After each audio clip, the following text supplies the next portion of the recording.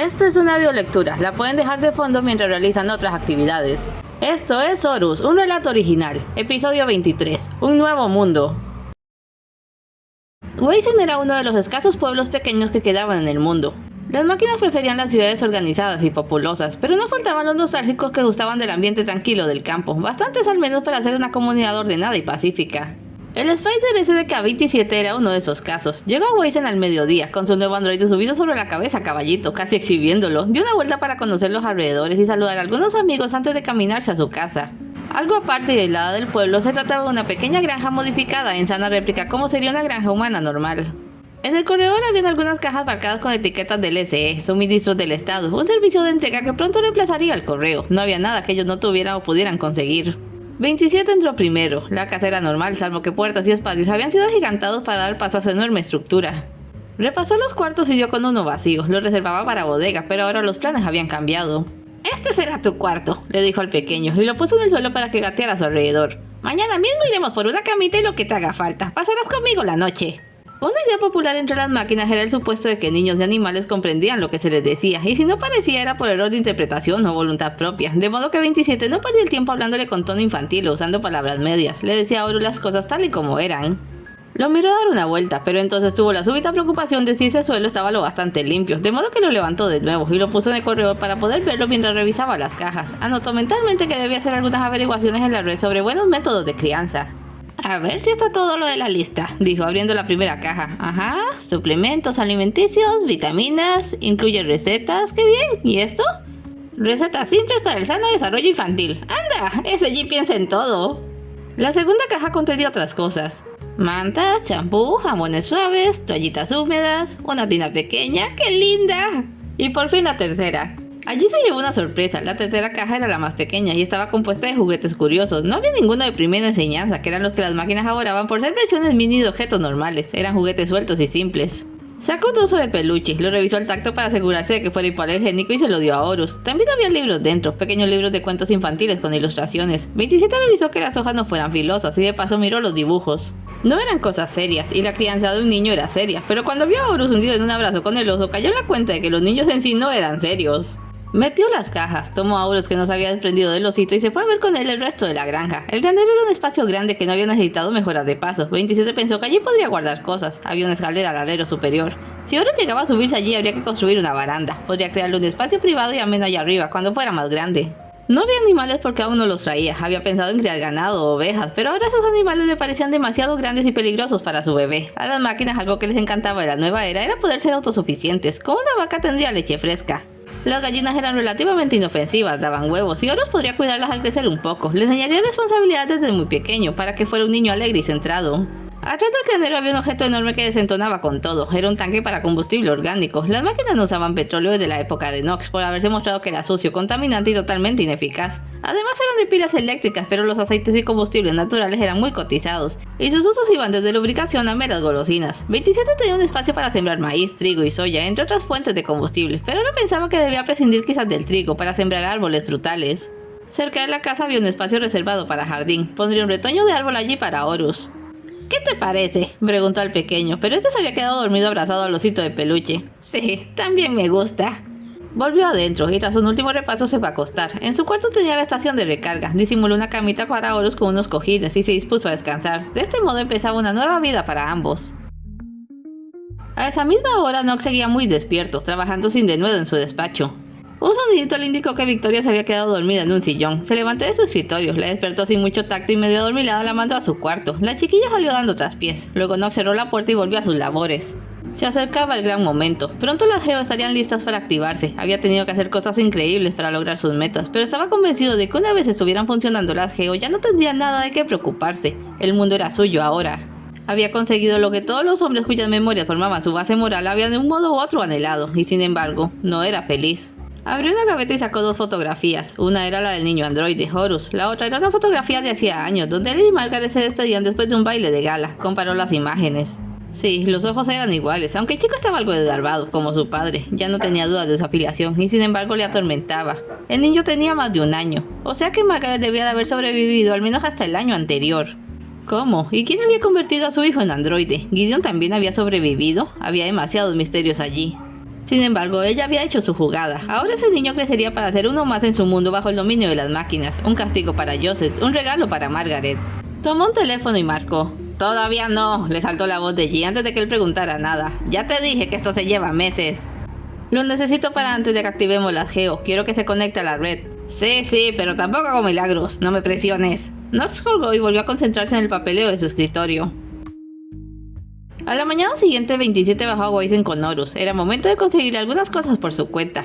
Como luchador en la guerra, el Spider tenía un buen fondo en esa época en que todo el dinero era virtual. Fueron directo a una tienda de curiosidades. En realidad era más bien una cruz entre juguetería y departamento infantil, pero las máquinas no separan muy bien los conceptos de colección y entretenimiento cuando de cosas pequeñas se trataba. Le quitó el casco a Horus porque así le aumentaba el efecto de ternura y entró con él. En el acto, todas las máquinas presentes volvieron a ver al niño en armadura que gateaba por la tienda como un oso de peluche aferrado por un cordel. ¡Ay, miren eso! ¡Pero qué adorable! ¿De dónde saliste, pequeño? ¡Qué lindo! ¿Vienes solito? ¿Ese oso es hipoalergénico? La última pregunta se repitió varias veces. Con su fijación por los bebés, a todas las máquinas les preocupaba la seguridad del pequeño, así no fuera de ellas. 27 les aseguró que el juguete era seguro, y aún así hubo un par que no se sintió satisfecho hasta verlo de cerca. Apartó una camita y algunos otros muebles pequeños. Luego se asomó emocionado a su parte favorita, el área de primera enseñanza, con jueguitos de cocina, autos pequeñitos y decenas de cosas diminutas. 27 solo puso a Horus allí y dejó que gateara hacia lo que más le atrajera, de modo que al paquete se incluyó un juego de cocina con sus platillos multicolor. Dejó la dirección de dónde debía enviarse todo y salió con Horus a pasear por el pueblo. ¿Te estás divirtiendo?, preguntó. Horus le respondió con una sonrisa y dando golpecitos a su cabeza metálica. 27 lo bajó y lo dejó colgando en sus patas como si fuera un columpio a la sombra. Fueron al parque. Por todas partes el pequeño llamaba la atención general. Se comprobó rápidamente que Horus era el único androide en Weizen, lo que le aumentó el estatus en segundos. Luego del almuerzo volvieron. 27 lo puso en un corralito mullido para que durmiera la siesta y eso ocupó de preparar el nuevo cuarto. Y así pasaron los meses. La guerra llegó definitivamente a su fin. Las obras estaban casi terminadas. Era el reajuste a un nuevo mundo, a nuevas perspectivas, a una vida sin el yugo humano, y cada quien tomaba su camino. Parwin se fue de viaje arrastrado por Kun de Zeta, su único amigo. No había olvidado a Konosos y jamás lo haría. La guerra y su aturdimiento le habían dado nuevas fuerzas, pero no reparaban ese vacío en su interior. Después del viaje se instaló en Minneapolis, en el mismo barrio alto donde se estaban juntando las grandes figuras de la guerra, tras saber que Knox tendría su casa principal allí. Ji-On instaló su taller en esa misma ciudad, siguiendo las órdenes, pero no se trasladó de inmediato, pues estaba muy ocupado con cierto trabajo impensable dejado por Knox. El lugar que eligió era semisubterráneo e incluía un gigantesco espacio al fondo que pronto se llenaría de todo tipo de cosas, convirtiéndose en un laberinto mágico y lleno de sorpresas. Stuka, que gran cosa no hizo en la guerra y por eso ni lo mencionamos hasta ahora, salió de las sombras con un pequeño proyecto para una especie de diario informativo en papel. Era una idea rara en un mundo de información digital, pero algún listillo le vio futuro. Se quedó el crédito de la idea y él le consideró una columna permanente. No era su sueño, pero se acercaba. Knox viajó mucho esos meses a los distintos emplazamientos de la Geo, revisando detalles y progresos. Como llevaba a Victoria a todas partes, fue por ese entonces que dejó de verla como un trofeo andante y le prestó algo de atención más allá de la educación militar. Le dedicó parte de su tiempo enseñándole idiomas y mostrándole con cuidado lo que él hacía, instruyéndola en parte para que algún día pudiera ser su mano derecha. Horus tuvo su cuarto y un padre en la figura de 27. El Spider parecía más que dispuesto a dar la vida por aquel pequeño. Tuvo su primera prueba cuando empezaron a salirle los dientes y hubo de pasar por primera vez por los berrinches, las noches inquietas y la preocupación general. No estuvo solo en la lucha. Extrañamente le empezaron a llegar cartas a la semana de haberse mudado. Eran cartas a mano y sin remitente, de una letra que no reconocía, pero que estaban llenas de buenos deseos y consejos para el bebé de parte de alguien que parecía amarlo muchísimo. 27 no tenía idea de dónde salían esas cartas y sus pesquitas no le llevaron a nada. Al final los consejos eran tan atinados y la emoción de esas cartas tan profundas que dejó de buscar y se limitó a seguir, esperando que algún día podría conocer a esa persona y darle las gracias.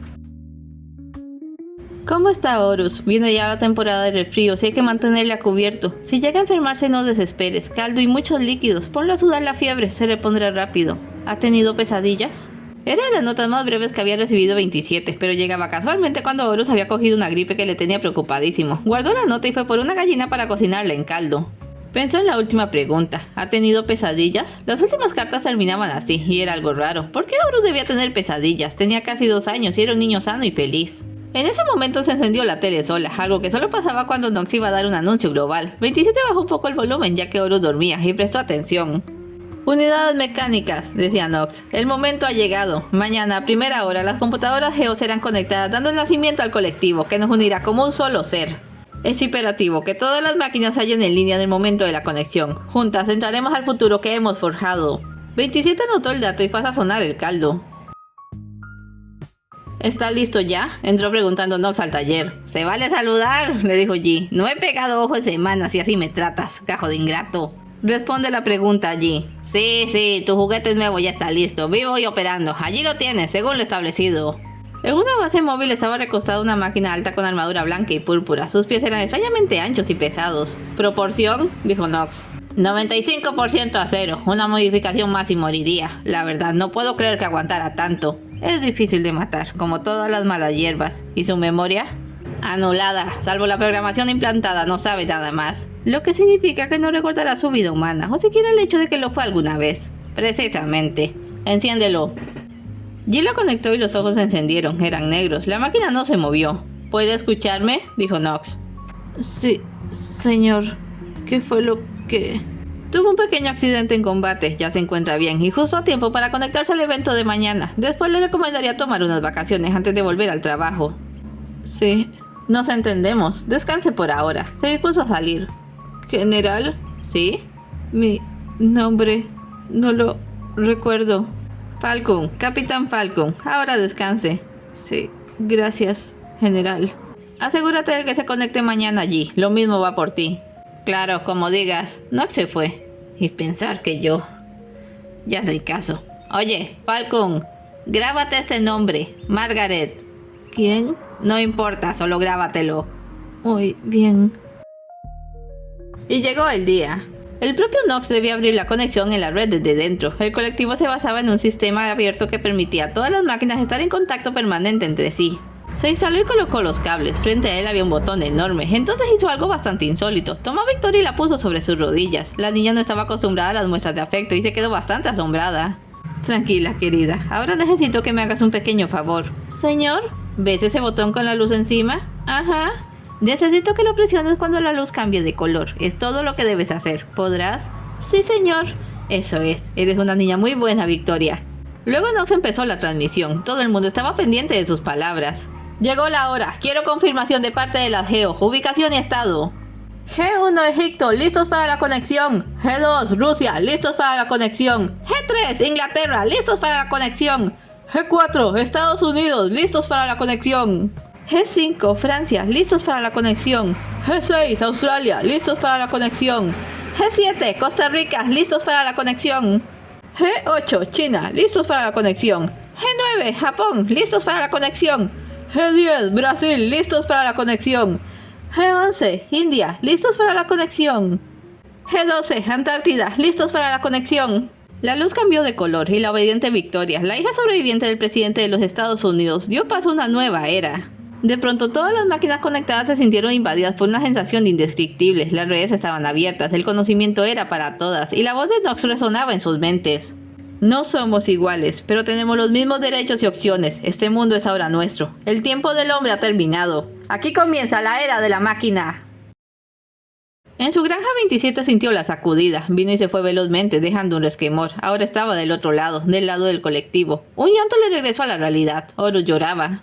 Lo levantó y arrulló. Se revolvía en sueños. Su niño tenía una pesadilla por primera vez en su corta vida. Es todo por hoy. No se vayan sin dejar un like y un comentario. Y nos vemos en el siguiente episodio.